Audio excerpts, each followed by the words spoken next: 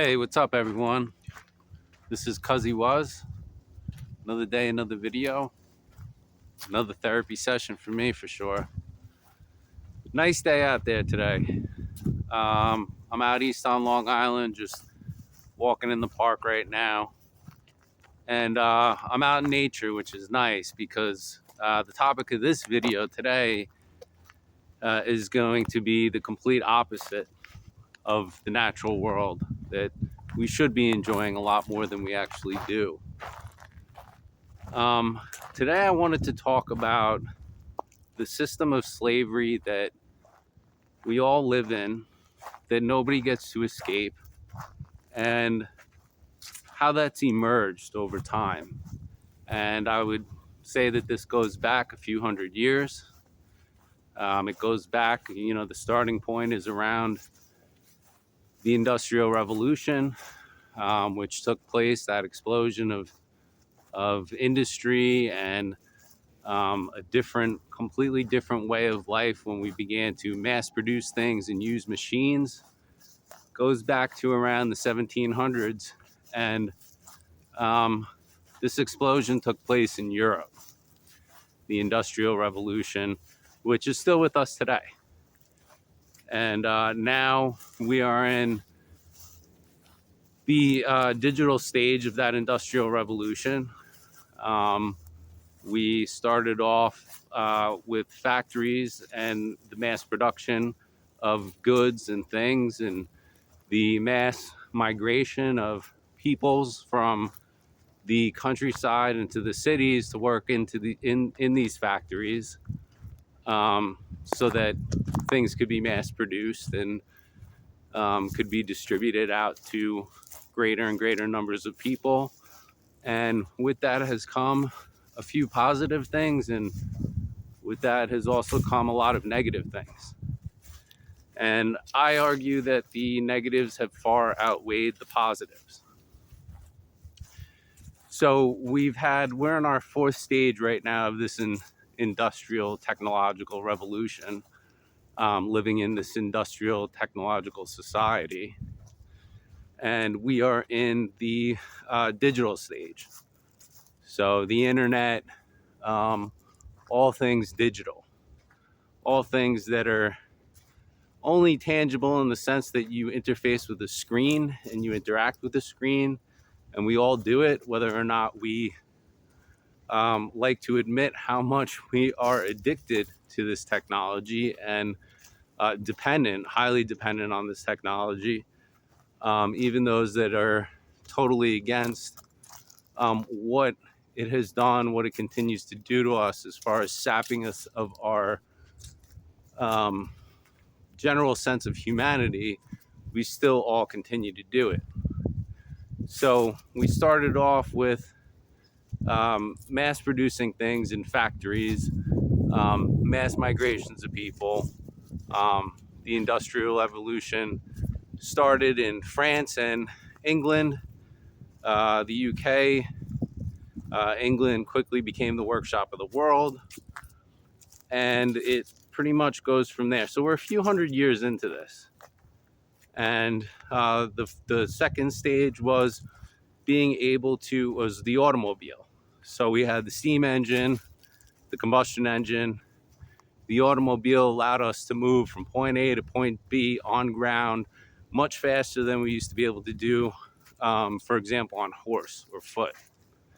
Then in the air, airplanes, being able to travel, being able to fly in the sky on airplanes, moving from point A to point B at much more rapid speeds than anything we would have been able to do in the past before that. And then the digital age. The digital age allows us to send and receive information to and from any part of the world that we want at the speed of light. And so throughout all this time, all of these different stages in the Industrial Revolution, what we have done is try to bend our way of life to the technology, to the machinery, machines, and now the digital world that we live in, which also includes machines. It's we don't do away with one thing and then move to another. This is all a process of one thing being built on top of the other. So without machines in the beginning, such as the steam engine, the combustion engine, mass production in factories, we couldn't move to the automobile explosion of the automobile industry, moving around from point A to point B on the ground much faster, and then also on top of that in the skies. So let's just say seas, factories, ground transportation at rapid speeds, sky transportation at rapid speeds, now information being sent and received all around the planet instantly. And throughout the course of these past few hundred years now we're going on, like I said, we have tried to find ways to bend our way of life to the technology rather than the technology figuring out ways to create and live side by side, coexist with this technology and have it sort of bend to our way of life. So, we have basically been enslaved by the technological machine from the get-go. And we have tried all different types of ways to do this. We have tried all types of systems of management, or i.e. government, ways to live, ways to sort of coexist with this, with all of this. And it has been a horrible, horrible, bloody past few hundred years. There different systems existed throughout Europe and throughout the entire world. The Soviet Union tried to create a system where we could live in this sort of transhumanist, let's call it transhumanist world, where it was thought that we could do and produce anything that we wanted with machines, and all we would have to do is try to figure out a way to manage ourselves so that all you had to do was push a few buttons or run a machine, and you could basically produce anything that you wanted to, and you could mass produce it, and you could distribute that out to millions upon millions of people. And this system resulted in mass bloodshed, a complete stripping of a lot of the freedoms that people have, and it was horrible. We've tried different ways to do this when the government takes over industry, or industry sort of works side by side with a governing structure or a management structure in order to sort of control the people that live within this system. This is the industrial technological system. There were philosophers going back, way back. I mean, the philosophers of the 1700s that emerged that talked about, how industry and how all of this was sapping us of our humanity back 300 years ago. Like, for example, Nietzsche, and there's some others, but Nietzsche, the most the most popular, I suppose, or I really like Nietzsche. I mean, his philosophical perspective was that this industry, this industrial revolution, and it continued on and on, was just taking away from humanity's ability to, let's say, our ability to be human. And so throughout the course of the past few hundred years, I think that we have sunk further and further into just being stripped of the things that do make us human, our humanity, the way that we live, our lifestyle. We've become more and more atomized. The family structure has broken down. The extended family structure has broken down particularly. And we are living in a world that becomes less and less fulfilling over time.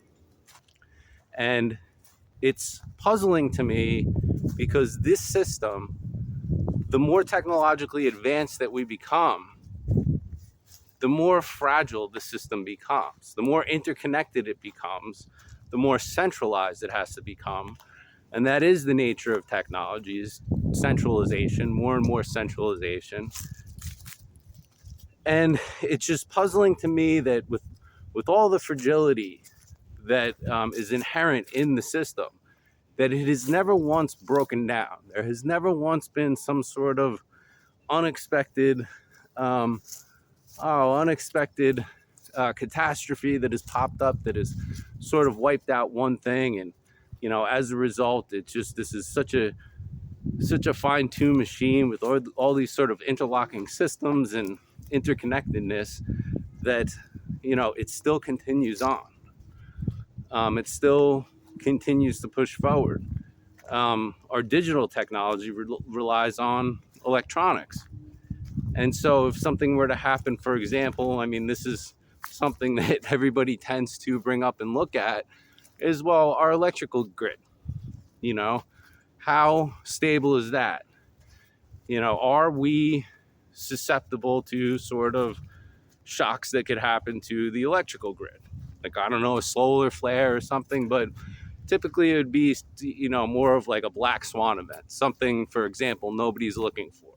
That's what black swan means. And I'm just so surprised that throughout all this time, with all the fragility that grows due to interconnectedness and centralization, and the more and more layers of management that have to grow in order to support this whole system, that we still continue on and continue to build on it, and it still continues to exist. I think the odds of that are just crazy. Just crazy that nothing has come along throughout the course of these past 300 years to cause it to be knocked out. But the way that I see it is I don't see that this could last in the long run. I don't see that it can last. It's lasted a few hundred years so far, but the likelihood that it's going to last a few hundred more is just very low, because there is still a lot of fragility. And we have become even more and more centralized and at a much more rapid rate. I mean, the standardization around the planet is insane. The same computer systems that are run here, exist. I mean, I lived on the most remote island on the planet. This island in the middle of the Indian Ocean, in the middle of nowhere, completely detached, or should be completely detached from the rest of the world. And still, people were wearing the same types of clothes. They had Facebook and Instagram. They all had iPads and cell phones, and they all were interacting with screens just the same way as somebody on the other side of the planet that is, in a much bigger landmass and, much more populated part of the world. So there is no part of the planet that is unaffected by this. There is nobody that has been able to escape this. And where does this go? It's just, that's a good question. Where is it going to go? I don't think that it could possibly last in the long run. But will that be in my lifetime, in our lifetimes? Maybe, maybe not, probably not. But either way, the deeper we go into this industrial technological system, where we are basically bending our way of life to machines and to the digital world, the more freedom we lose. It takes away our freedom. It takes away our privacy. It takes away our ability to step outside of the accepted norms. There is no other culture that exists on the planet that if you don't like this one, you could go to another one. We're all hooked up to the same one. And that culture is one that just is completely revolves around this technology that we've created. Now, the best thing to do, I think, or the best way to approach all of this is, rather than try to resist it, Because if you don't like it, because I don't like it, I mean, there are people out there, and I see this divide being created between those that love the technology and those that hate it. I'm in the camp that hates the technology, but I still do use it to a great extent. There's no way around it. You have to. And I'm using it right now to create this video. But I am definitely in the camp that I don't think that it's doing us any good. I think the more we advance technologically, now we got AI starting to really, make strides here. I think the worse off we are. I think the more freedom is going to be, we're just going to continue to be stripped of our freedom. And I think that rather than resisting all of this, if you think like I do, because that's the natural instinct, to resist. To resist, though, for example, things that are unrelated to technology, but are attempts to create more interconnectivity in the world, like these trade deals, for example. Trade deals that connect countries and eliminate borders, and eventually will probably wind up eliminating nation states. Those are all attempts at creating a universal standardized system. And I think that the faster we push this forward, the greater the chances that this becomes too big, too fast, and collapses under its own weight. So rather than resisting these things where your natural instinct is to say, I resist this, for example, I'm an American, and I like the fact that I have an identity as an American. And I don't want to be merged together with Mexico and Canada and just become one gigantic continental superstate, right? Because, that goes against what I want. That goes against me being able to identify with a group or a culture or a set of customs. And I think that rather than resisting things like that, we should encourage things like that. And we should, because the faster we move along, the greater the chances that mistakes can happen in the process of trying to merge everything together. And the greater the chance that we have of allowing this sort of ugly system to just fall apart, because that's what I would love to see. And then we do have a chance at starting over with something new. Something where we're free of all of this awful, awful stuff that we've created. Humanity, I think, is too smart. We're too smart for our own good. And I don't see that there's any way to sort of curtail, slow down, or stop all of this. Resistance is futile. The technology is going to continue to advance and advance no matter how much we try to resist it or what we do, or how much we scream about how we don't like it. It will continue on. And I think that the best thing that we can do is just allow it to collapse under its own weight. And the faster it moves forward, the greater the chances that happens. Ted Kaczynski, I'm familiar with his work. I did read his manifesto and his book, The Technological Slavery. There's a lot of things that I agree, a lot of the points that he makes that I agree with. I don't agree with what he did. I think that what he did was cowardice. Back before he was put in prison for life, he is no longer with us.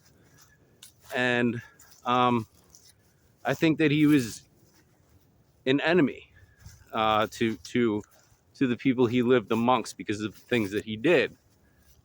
But throughout his work, the work that he did do on the industrial technological society system that we live in, and this gigantic global economic system that supports it, there are a lot of things that I do agree with him on.